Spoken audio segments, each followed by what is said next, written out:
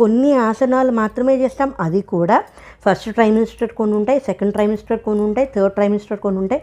Baby గ్రోత్ని బట్టి మన physical దాన్ని బట్టి కూడా మనం ఏ ఆసనాలు చేసుకోవాలి ఏంటి అని, ఇవి ఒకళ్ళు ఉన్నప్పుడు మనం చేయడం వేరు, మనంతలో మనమే చేసేసుకోవడం వేరు. ఇవి కాకుండా స్క్వాట్స్ చేస్తారు. స్క్వాట్స్ కూడా ఇంకొక మనిషి సాయంతో చేయాలి. ఇవి ఫిజికల్ ఎక్సర్సైజెస్ చేయడం వేరు. అలా కాకుండా లాస్ట్ ట్రైమిస్టర్ అంటే 7, 8, 9th మంత్లో మాత్రమే నార్మల్ డెలివరీ అవ్వడానికి అప్పుడు చేసే ఎక్సర్సైజెస్ అనేవి, అప్పుడు చేసే ఫిజికల్ యాక్టివిటీ అనేది వేరుంటుంది.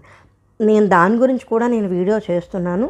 ఇది మా డాక్టర్ ప్రిస్క్రైబ్ చేసి, అంటే ఇవి చేసుకో అని డాక్టర్ చెప్పినవి, నేను చేసుకున్నవి, నాకు పనికొచ్చినవి, డెలివరీ నేను ఈ వీడియో పెట్టింటే డెలివరీ అయిపోయిన తర్వాత, అంటే it worked for me very well అన్న ప్రూఫ్ వచ్చిన తర్వాత నేను మీకు